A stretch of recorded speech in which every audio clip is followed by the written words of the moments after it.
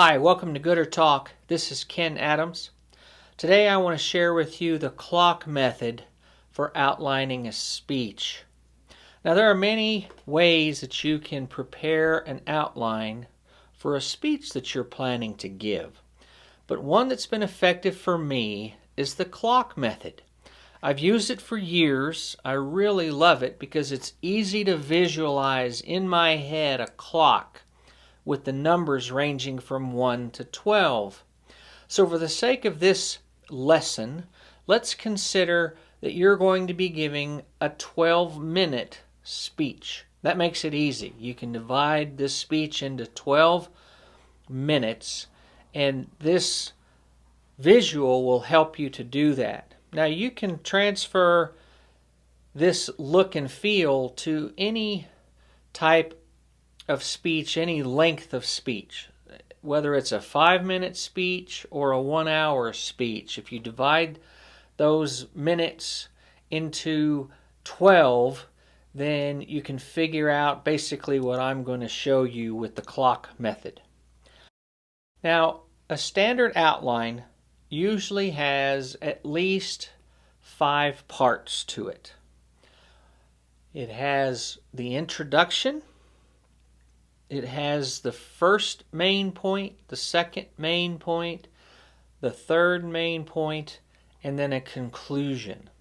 Similar to the papers you probably had to write in high school or college, or maybe you're in high school or college now, so you're familiar with that format. And it's basically that you write out Roman numeral 1, and then introduction, number 2, main point 1, number 3 is main point 2, number 4 is main point 3, and number 5 is your conclusion. Now, I've added a few things to your standard speech outline that I'm going to go through. So let's say you're going to start with your introduction. Now, the introduction has 2 main parts in my view. One, it's got to grab your audience's attention. You need an attention grabber. And 2, your introduction should introduce your key message. What is the one thing you want the audience to walk away from your speech remembering? What's that key message or that key point that you want them to remember? All right? So like I mentioned, the second Roman numeral in your standard speech outline is your first main point. This is where you'll talk about the main thing that you're going to discuss with your audience, that first piece of information after the introduction that you want to share. Then when you complete that first main point, you're going to go into the second main point, which is the third Roman numeral.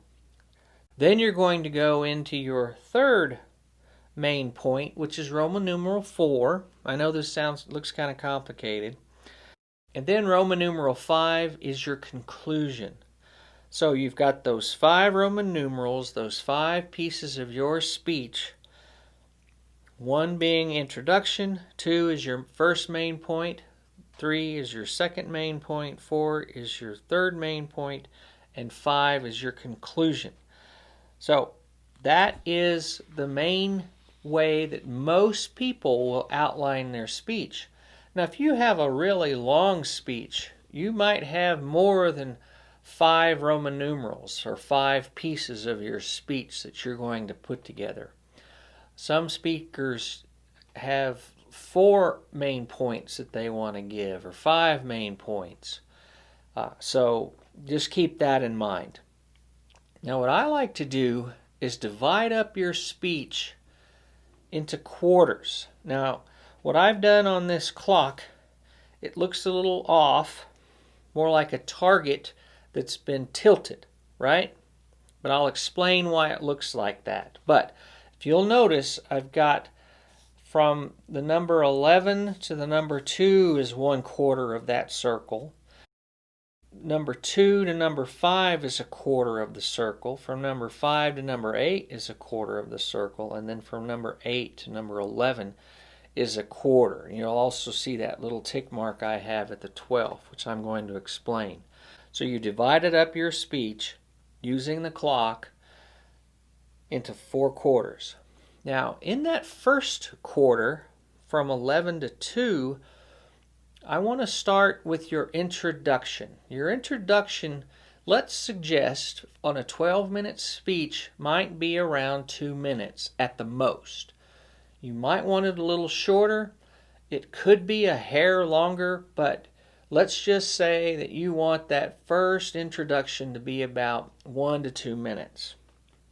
Well, on the end of your speech, you want your conclusion to be shorter than your introduction. So let's say in a 12-minute speech, your conclusion is just a minute.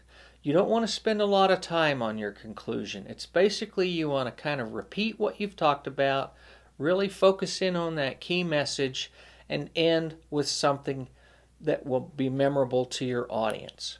And it usually, in my view, needs to refer back to the introduction. All right? So you've got that conclusion through introduction as a quarter of your speech. Now, and many times you'll want that to be shorter, but let's just use it for this example as a quarter of your speech. So the other 3 quarters of your speech are your main topics, right?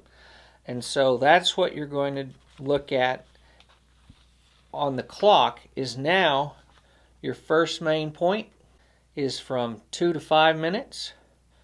Your second main point is from 5 to 8 minutes. And your third main point is from the 8 to 11 minute mark. And so those are your 3 main points that each take up a quarter of the time of your speech.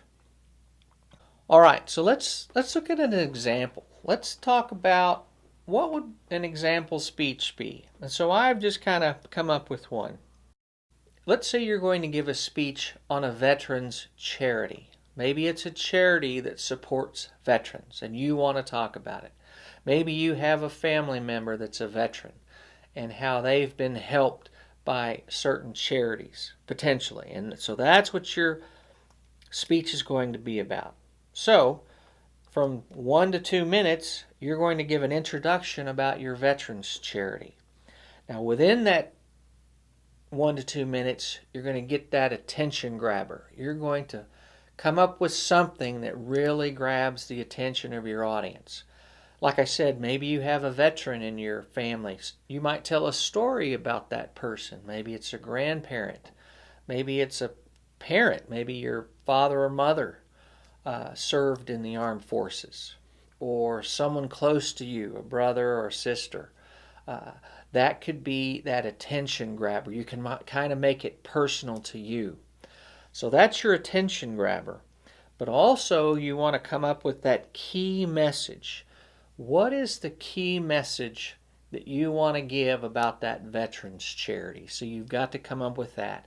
And within the first 2 minutes of your speech, that's your target. You want to get that accomplished in the first 2 minutes. And then you jump to the first main point. Let's suggest that it's your charity's purpose. So what is the purpose of your charity? Well, maybe it's to help feed, clothe, and get equipment for a veteran or multiple veterans. And so what they do is they take donations and use the funds through those donations to help a veteran, whether they need food, clothing, or maybe they need a wheelchair or some other kind of equipment to help them have a better life. And so that's what your charity that you're going to talk about does, and you want to share that with your audience. So that's your first main point.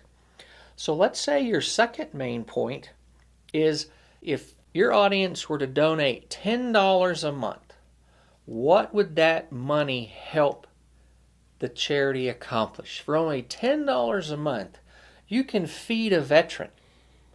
You can help that veteran get clothing.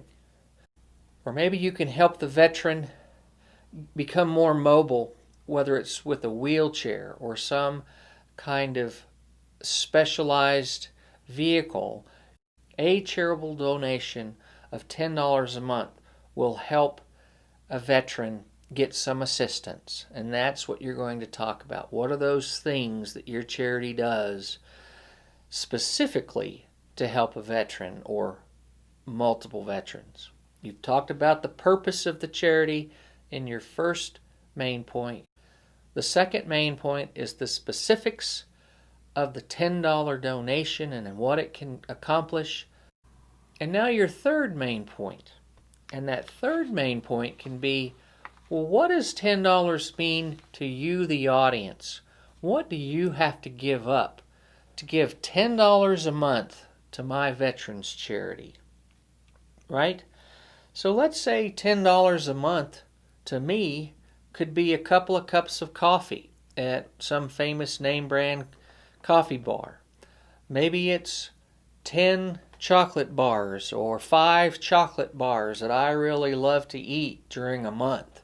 Well, if I give up those 5 or 10 chocolate bars, then I can afford to donate $10 to the charity. If I give up those 2 $5 cups of coffee, then I can afford to give $10 a month to the charity. So you can kind of see how you've given them the purpose, you've told them what $10 a month can do, and now if they'll just give up something minor, like 2 cups of coffee or buying those candy bars, they can afford to give your charity $10 a month. And so then the last thing you do is you conclude your speech. You put the focus in on your key message that you came up with about veterans charities and how $10 can help a veteran, and that you want your audience to consider donating $10 to your charity. All right, well, that's the end of this lesson on how to outline a speech using the clock method. Now, one of the things you can do with the clock method is you can visualize those 5 pieces in your mind. So if you can remember that the first 2 minutes is your introduction, what's that attention grabber, and what's that key message? And then if you'll remember the 3 main points in order, that you'll have 3 minutes to give your first point, and you'll have 3 minutes to give your second point, and you'll have 3 minutes to give your third point. And then you've got that 1 minute at the end to wrap it all up and to give a powerful conclusion to your speech. And so that's how I think that you could really become an effective speaker, by using this method to outline your speech. I'm coming out with a companion video to this that will show you how to visualize the different pieces of the clock method to help you memorize your speech.